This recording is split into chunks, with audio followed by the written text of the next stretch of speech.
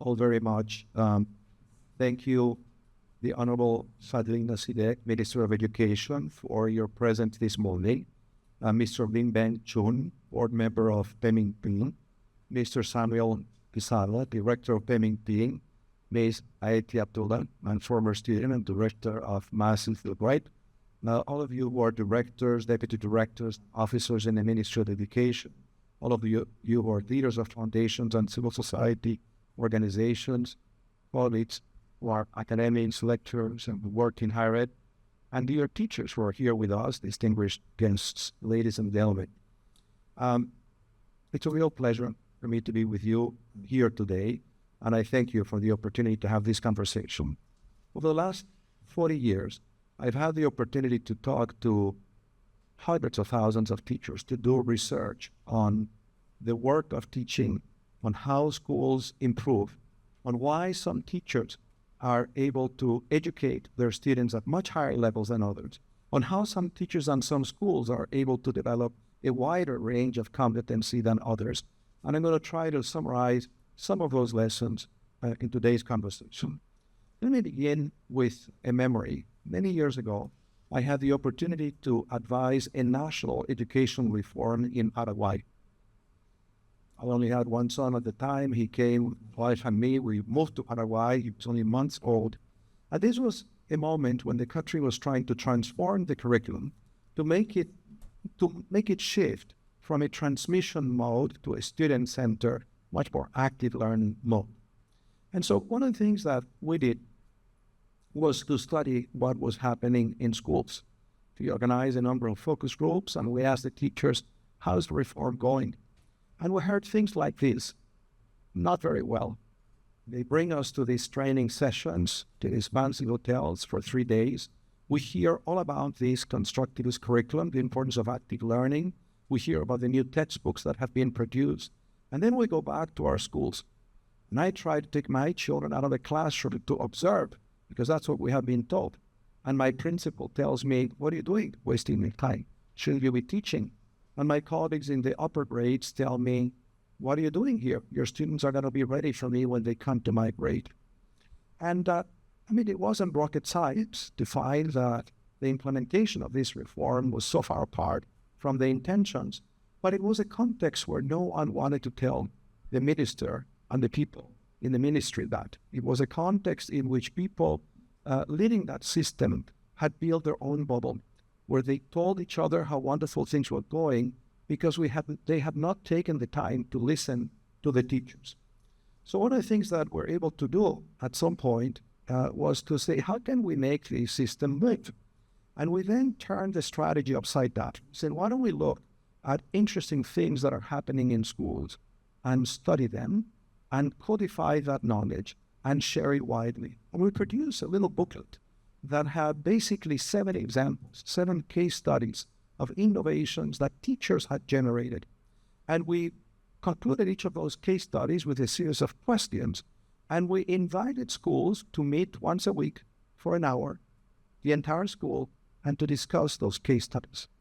And that simple act was transformational. And I couldn't believe in myself, something that had cost so little to do.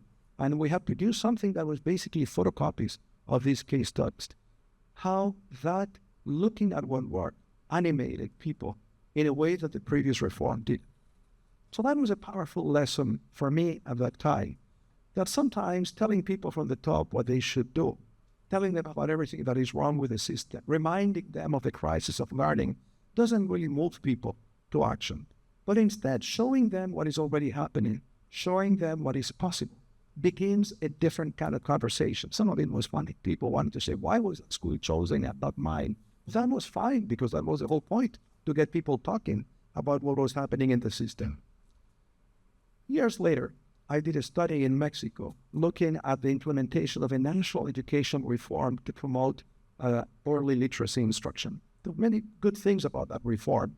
But I still remember talking to this teacher. She was in her 2nd year of appointment. She was a very brand new teacher. And I asked her, how's it going for you here? She said, it's not what I imagined when I chose this profession. I said, why? She said, because nobody here cares about what I do. I thought that teaching was about the success of my students. but I've been here for 2 years. The principal hasn't come the first time. He hasn't even asked me how things are going. None of my colleagues have an interest in helping me. So I think I chose the wrong profession. In that same country, some years later, the government tried something very interesting. They said, why don't we create a program where teachers will be invited themselves to identify a problem in their schools, to come up with a solution, and to compete for some funding that we're going to give them so they implement the solution. They call that the National Program of Schools Quality. Market a successful program went on for 25 years. And so again, I hope you see the echoes in those two examples of Mexico with what I had observed in Paraguay. Sometimes reforms from the top, especially when there are no feedback loops, really create the appearance of change. There's no real change in what goes on in classrooms. But in contrast, giving people who are closer to teaching and learning an opportunity to be part of the process of improvement can animate. I suppose any of us can relate for that. Things that we are part of constructing, when people respect what we know, our position, we're much more likely to be motivated than when we're assumed to be blank slates implementing mandates from the top. So 13 years ago, I began with my colleagues an initiative called the Global Education Innovation Initiative. And our mission is to try to understand what is the DNA of an education that actually empowers students and that empowers teachers to empower them. What is it that ambitious education reforms around the world have in common when they try to teach their students a range of competencies, not just the foundational literacies, which are very important.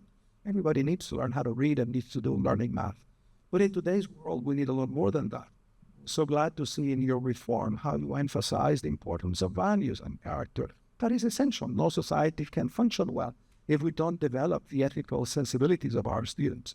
But we also need to teach people science, and we need to teach them to work with others, and we need to teach them to have a series of work ethic, a series of competencies that allow them to set goals for themselves, organize themselves to achieve them. In essence, what I call that empower them to become architects of their own lives and contributing members of the communities of which they are a part.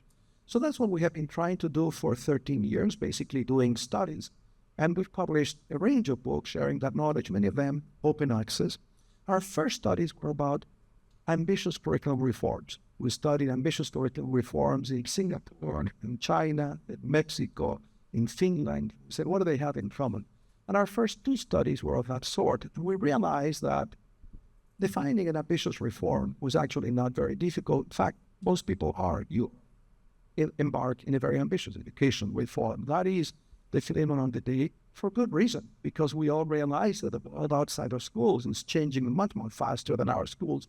So we have these ambitions. But there is a challenge with those ambitions. The gap between desires and reality becomes more evident than when we had narrower goals. So our next two studies were studies about programs of teacher professional development that had demonstrated success at building the capacities of teachers to educate the whole child, to build what we call in the book 21st century skills, to help them develop cognitive skills, but also advanced cognitive skills, also relational skills, and also the self-knowledge and the capacity for self-manage and self-governance. And I'm going to draw on those two studies. They're both available, and not that they're available in Malay, probably not, although we'd be very happy to translate them and make them freely available to people. The first one is called Prepare Teachers to Educate Whole Students. It was a book published in 2018 by Harvard Education Press. And the second one is Empowering Teachers to Build a Better World. That one is an open access book published by Spiller in 2020. And I'm going to share with you some of the takeaways of those two studies. What is it that these programs have in common? But I'll begin and give you the bottom line in case I don't get to the end of my slide, my talk. Do that sometimes. Forget my notes. I'll tell you what the bottom line is. Unrelated, allow me to deviate for a second. About 10 years ago, a little bit longer, the dean of my school asked me to develop a strategy for our own lives, our executive education programs. We realized that through our in-person programs, we can only serve a few hundred students every year. And of course, our mission is to help transform education around the world, so issue of scale is important. And so we thought maybe we can do that with executive. And so I took some time to study who was doing professional development across a range of fields very well. And one of the best programs that I found was actually a program at Harvard, but not at the School of Education, at the business school. The business school created something called Harvard Education Publishing. They're best known because they published the Harvard Business Review, but that is not the program that I'm describing. They mostly do professional development for corporations, for organizations. So they will engage a company like IBM, for example, and they will say, what are your goals for the next 5 years? And then they will do an audit. To what extent are your human resources? They have the capabilities to implement this strategy.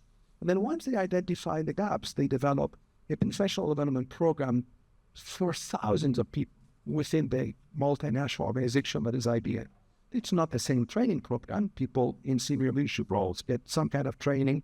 People in mid-level jobs get other training. People closer to the factory floor, but everybody gets training. So basically, professional development is not about developing individuals. It's about transforming the culture of an organization. So that idea of what good professional development stayed with me, because I had observed in various fields of practice. I had a son who was very much of an athlete. He's also a neuroscientist, and he's a coach. And I've observed him play and coach. And I know that in competitive sports, professional development is never just about helping the individual develop. It's about helping the individual and the team. Because you don't win at basketball or soccer or ultimate frisbee if you have a lot of solo players. You win when you have strong teams. And good coaching is about helping those teams work together. But the same is true in medicine, as you know. Any of you who's had surgery, you know that when you undergo surgery, it isn't just a surgeon that's operating with you. It's a team of 10 people who actually know how to work together. And the professional development is designed not just to develop the individual capabilities of each member of that team. It is designed to help them perform as a team. So when we did the study, the first study, the one presented in the book, preparing the teachers to educate whole students, and what we basically did was very simple. We set out to look for programs on which there was robust evidence that they were actually succeeding at building the capacity of the students, and there were metrics that showed that the students of those teachers actually developed a whole range of competencies. And then we said, what do they do? And we spent 2 years basically observing what that training looked like, interviewing the people who did the training, the students who participated, and so on. And when we finished the book, I handed it, because that did not look like any teacher professional development I had seen in my career.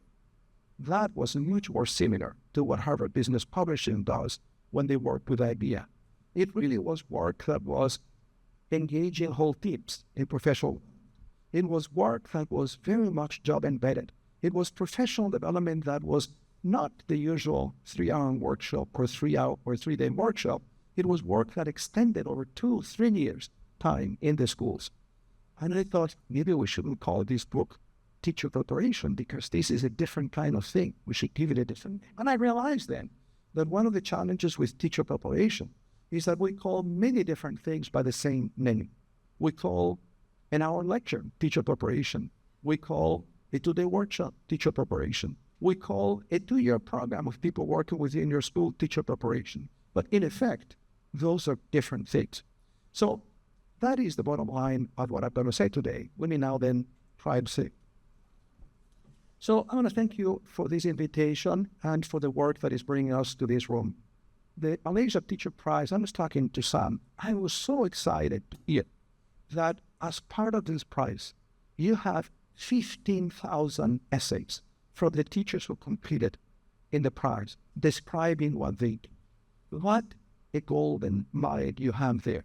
If you or others could take the time to study those essays, see, the important thing about a prize is not only that someone is going to get a prize. It's not only that you're going to signal that you value the profession. All of that is good.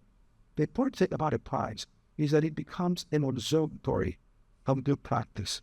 It becomes an observatory where the people who are involved in practice reflect on what they do and tell you what they do.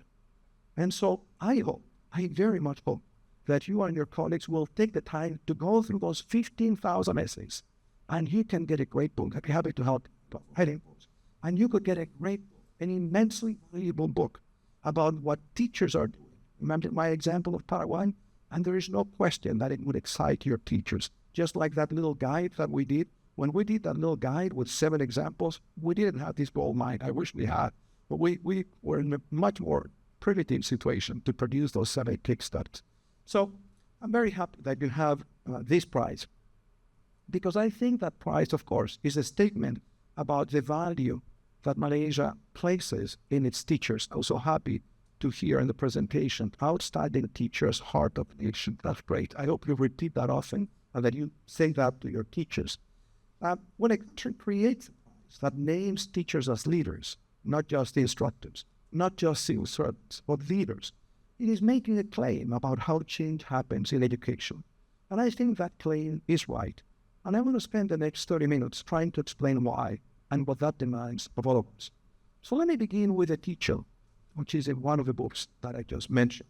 She's not famous. You may not have heard of her. But I met her in Telangana, India, working in a residential school for children from scheduled castes. So these are low-status children in India and tribes. She had taught mathematics in that school for 14 years. She had no curriculum coordinator above her. She had modest resources. And she was teaching in conditions that I'm sure most of you, most education reformers, looking at her content from a distance, would have described as unpromising. And yet, every student in her class could explain not just the answer to a problem, but the reasoning. Not because they had been drilled, but because she had built over 14 years a pedagogical practice in which mathematical thinking was treated as something every child could do, and in which, in her own teaching, was a continuous act of learning. So that teacher was a system-level leader, not because she sat on a committee, not because she had a title, but because her practice embodied a theory of what education is for and what children are capable of, and she was able to communicate that theory. See, teachers obviously do experiments when they teach, but only the best among them are able to learn from those experiments and to make that private knowledge professional knowledge, knowledge that can be shared with others. Now, that teacher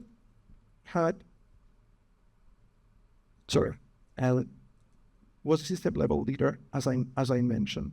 Every student who left her classroom carrying the belief that they could reason, they could question, that they could build knowledge rather than merely receive it, that student was the reform moving forward into the world. And see.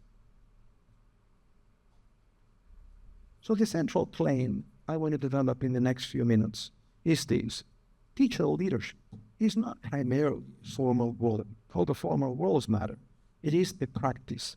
It is the practice of continuous professional growth, of collaborative inquiry, of creating conditions in which students can develop not just cognitive skills, but the full range of competencies they will need to navigate an uncertain future. And when teachers develop that practice, and when they can help other teachers develop it, they are the most powerful and most durable force for system change we have in education. So when the government of Mexico implemented a program that gave an opportunity for teachers to come together and identify a problem and find a solution, they were activating that force. When the government of Paraguay encouraged their teachers to have discussions in their schools about why some schools were performing well, they were activating that force. In contrast, when both of those governments simply issued mandates from above and expected teachers to comply, they were not tapping on that force of teachers as leaders. So I draw on 4 bodies of work and today that I believe speak directly to the challenges we're discussing in this room. The 2 comparative studies of teacher professional development that I had described, and then more recently, a study on how AI is being used and can be used for system-level transformation in a book that was published in January. And I will also talk about a book that was just published last Monday, exactly a week ago today, on the 2-way relationship between education and climate change and how we can think systemically about those students to understand, care about, and do something about climate change and promote sustainability. So let me start by being precise about what I mean by teacher leadership, if I can get this to work. Maybe not. Yeah, exactly. Because that term, teacher leadership, just like teacher professional development, is used in many ways, some of which are really powerful, and some of which I think are misleading. Teacher leadership is sometimes understood as teachers moving into management roles, becoming heads of departments, principals, curriculum officers. That's valuable. But if we define teacher leadership only as upward mobility out of the classroom, I think we have made a serious mistake. We have defined leadership as living teaching, and that sends entirely the wrong signal about what teaching is. So I want to suggest a different framing. Teacher leadership operates at 3 levels simultaneously, and all of them matter. The first level is the classroom, a teacher who educates the whole child, who develops not just cognitive knowledge, but the inter and intrapersonal competencies that students need to participate in civic and economic life, to become architects of their own lives and contributing members of the communities of which they are a part, is exercising leadership every day. That teacher is making hundreds of pedagogical decisions every hour that reflect a theory of human development, a theory of what students are capable of, and a theory of what the world requires of them. That is leadership. It is just invisible to most reform systems because most reform systems measure only what is easy to measure. But when you have access to 15,000 essays in which those teachers tell you what those theories are, it is a sin not to exploit that knowledge and make it visible for the world. The second level is the school and professional community, a teacher who shares her practice with colleagues, who engages in collaborative inquiry, who serves as a mentor to a newer teacher, who helps shape the culture of a school so that it becomes a learning organization. That teacher is multiplying her impact.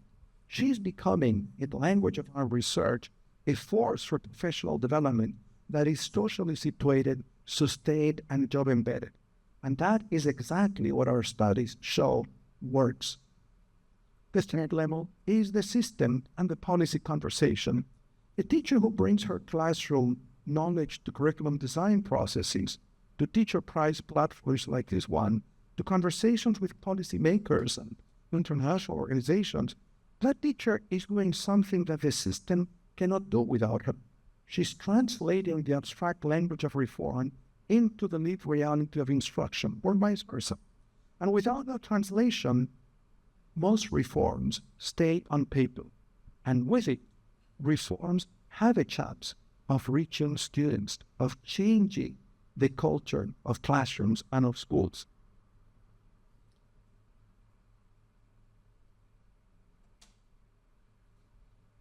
Now, why is teacher leadership and the development of teacher leadership so hard? Why, despite decades of reform efforts, so many talented and committed teachers find themselves constrained, undervalued, or simply exhausted?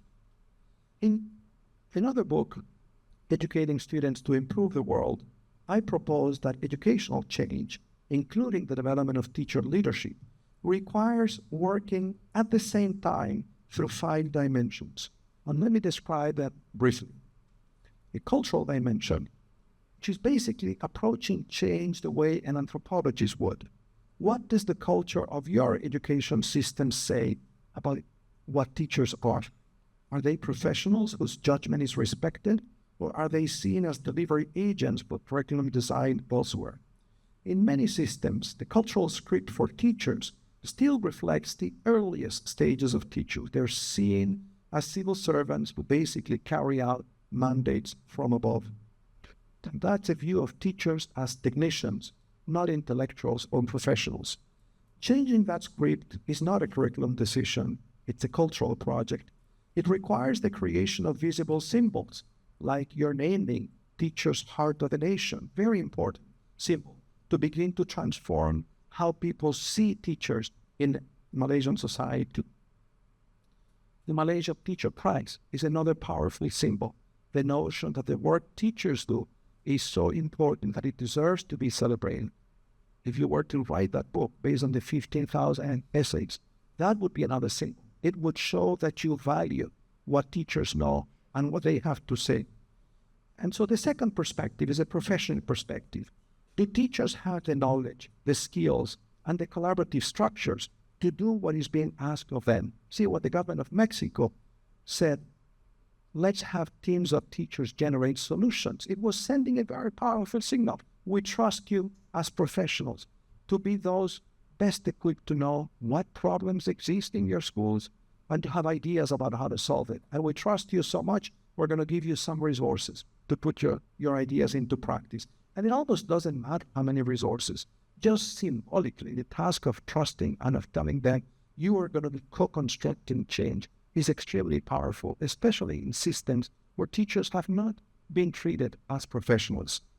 So professional communities of practice, for example, situated, sustained, job-embedded, collegial, are the most powerful tool that we have for developing teacher capacity at scale. I'll give you an example. I've been teaching for 4 decades, and in my school, my university has for the last 3 years been trying to get all of us to experiment with using AI for the education of our students.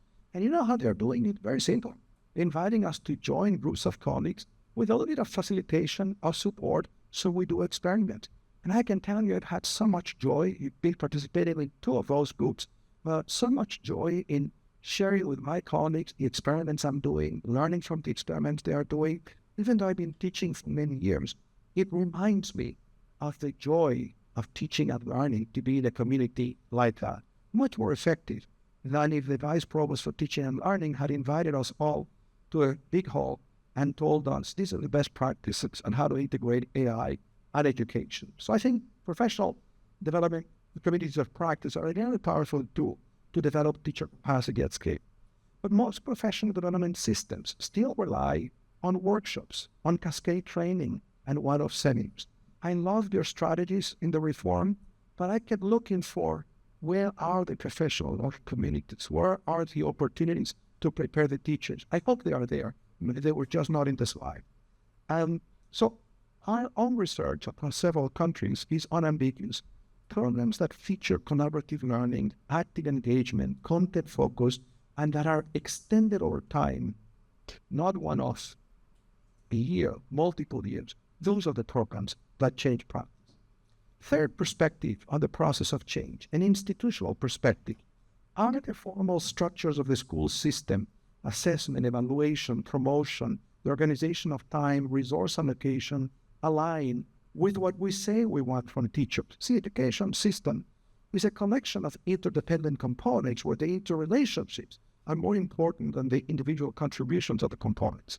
So your curriculum, your goals, your instructional resources, your teacher preparation, your assessment, your organization of the school, the leadership of the school, the governance of the system need to be in alignment. How good is it to have a curriculum that tries to develop 21st century skills if your assessment system is still measuring short-term recall of simple things? Any rational teacher, any of us, would basically prepare our students for the exam in spite of what the curriculum said. So having a coherent alignment between the components of the system is essential if we're going to have change. That is what an institutional perspective is.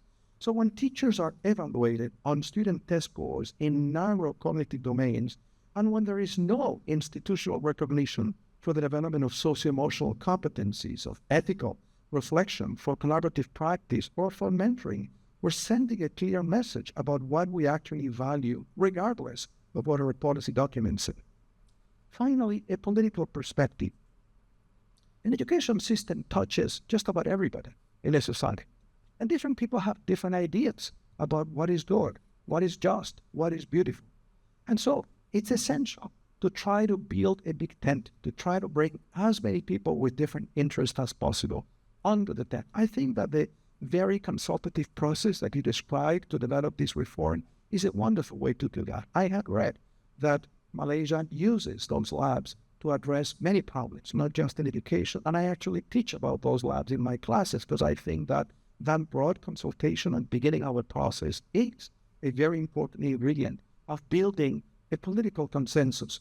So teacher leadership, of course, is politically contested. Different people have different ideas about how teachers should be developed and to what end. The question of who controls the curriculum, who decides what counts, who has power over teacher evaluation. And so in some systems, teacher unions have resisted accountability reforms or assessment reforms, or where governments try to impose reform without building coalition or consensus with teachers. And so the political dimensions of change become the trend. The most successful teacher development programs that I have studied in Colombia, in Cambodia, in Massachusetts, all found ways to build teacher ownership rather than teacher compliance. So the lesson of using these 5 perspectives to think about the process of leadership development is that leadership development for teachers cannot be achieved by a single intervention.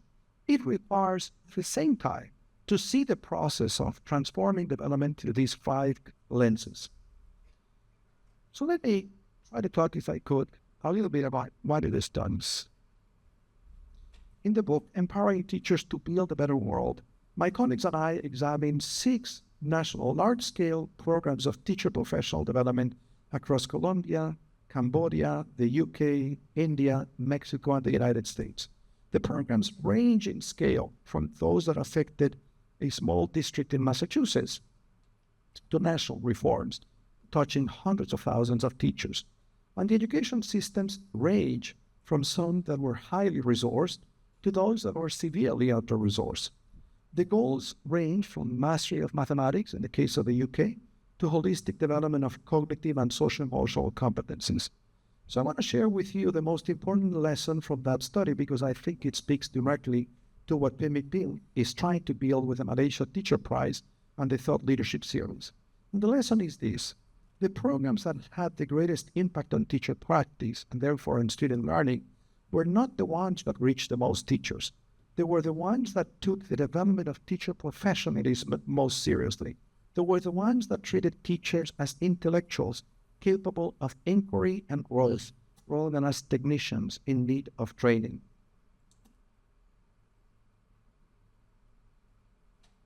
Specifically, across the 6 programs, the approaches that work shared a set of characteristics that I want to highlight, not as a checklist, but just as a portrait of what it looks like when a system takes teacher learning seriously. This is the shared DNA of those programs. They treated learning as socially situated. Teachers don't learn in isolation. They learn in conversation with colleagues, with mentors, with students. The programs at work created conditions for that social learning, professional learning communities, collaborative lesson planning, peer observation, and feedback. Second, they were sustained and extensive. Not a single workshop, not a week of training at the beginning of the school year. The programs that changed practice extended over an entire school year, and in some cases across multiple years. For example, the New Generation Schools program in Cambodia created a formative teacher support system that encompassed mentoring, classroom observation, career path planning, and peer reflection, all integrated into the ongoing work of the school. These programs were all job embedded. The most powerful professional development happened in a context where teachers actually teach.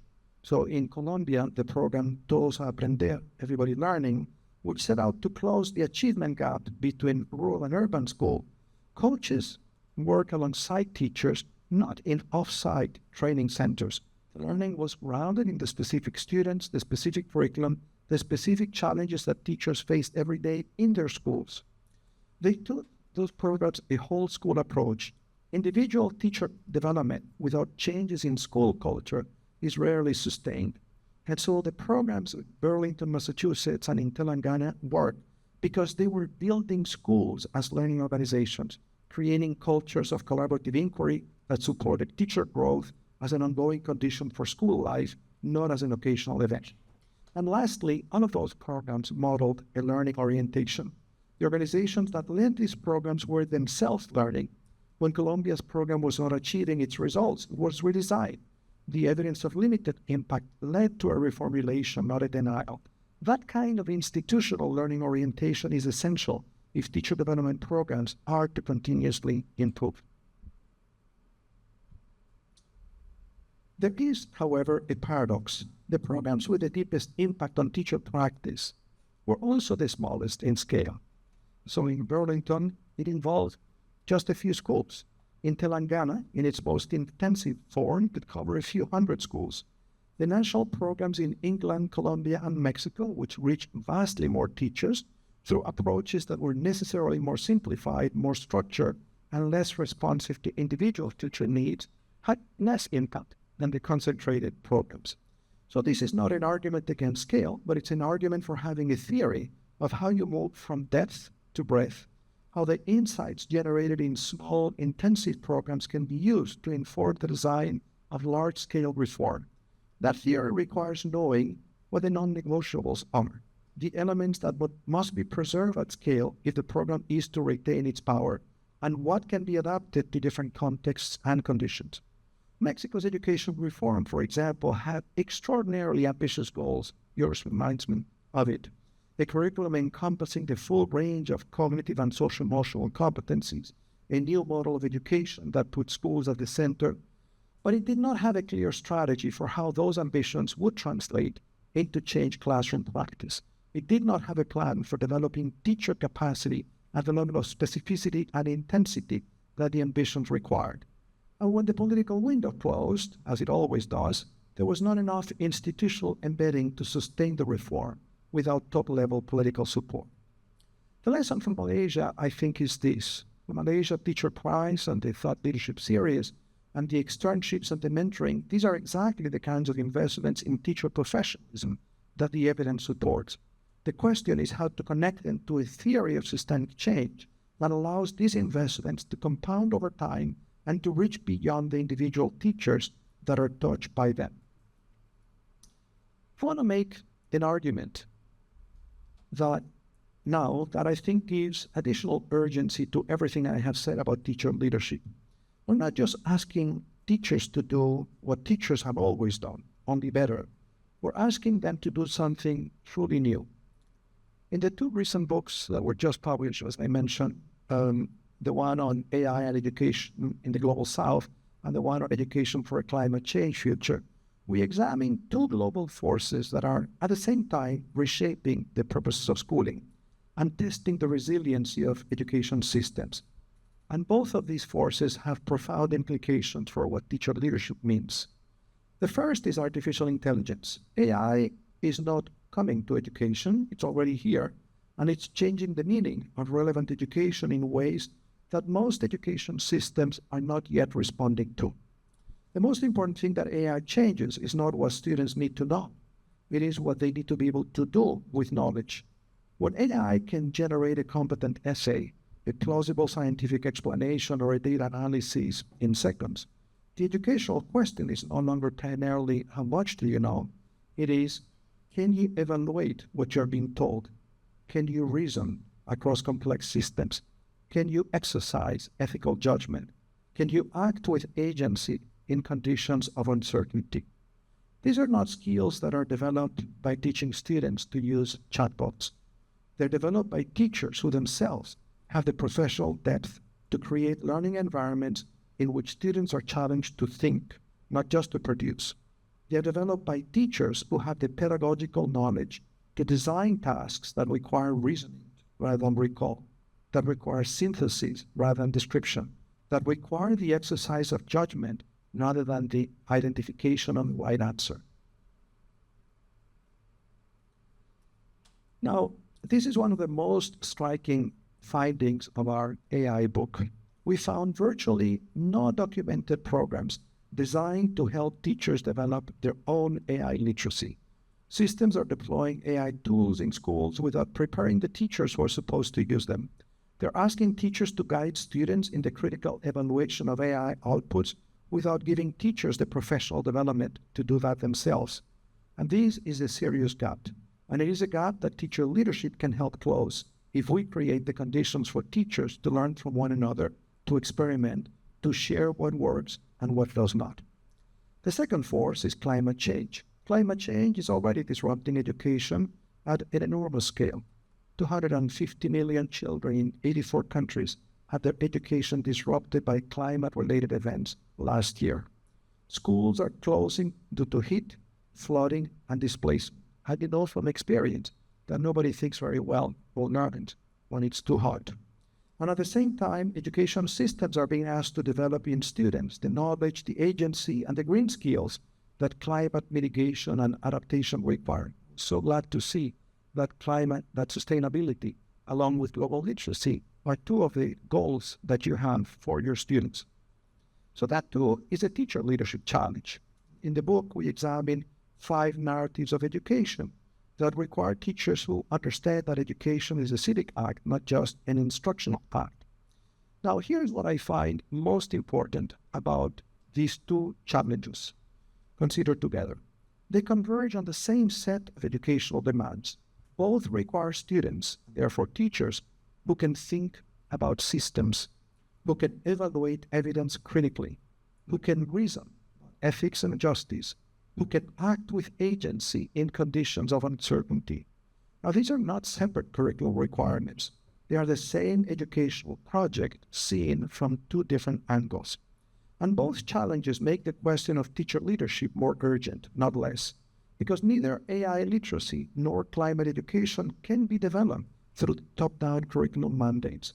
They require teachers who have the professional authority, the intellectual depth, and the institutional support to exercise pedagogical judgment, to decide how to teach systems thinking in a mathematics class, or how to engage with climate anxiety in a geography lesson, or how to help students use AI tools critically rather than passively. But this is why I think the work of Penning Ping, of recognizing, connecting, and amplifying teacher leaders, is not peripheral to the challenge of educational relevance in this moment. It is central to it. So let me close by drawing out the implications of what I have said into a practical agenda, which I believe may be relevant, not just for Malaysia, but for any system that is serious about teacher leadership as a force for systemic change. First, build a narrative. The most underestimated element of reform is the story a society tells itself about teachers. In systems where teachers are respected professionals, where their knowledge is sought and their judgment trusted, more talented people enter teacher, more of them stay, and more of them invest in their own development. The Malaysia Teacher Prize is a narrative intervention. Its most important impact may not be the direct effect on those who receive the prize, although that matters, but the signal that it sends to every teacher in the country about what the society believes teachers are capable of. Second, invest in professional learning communities.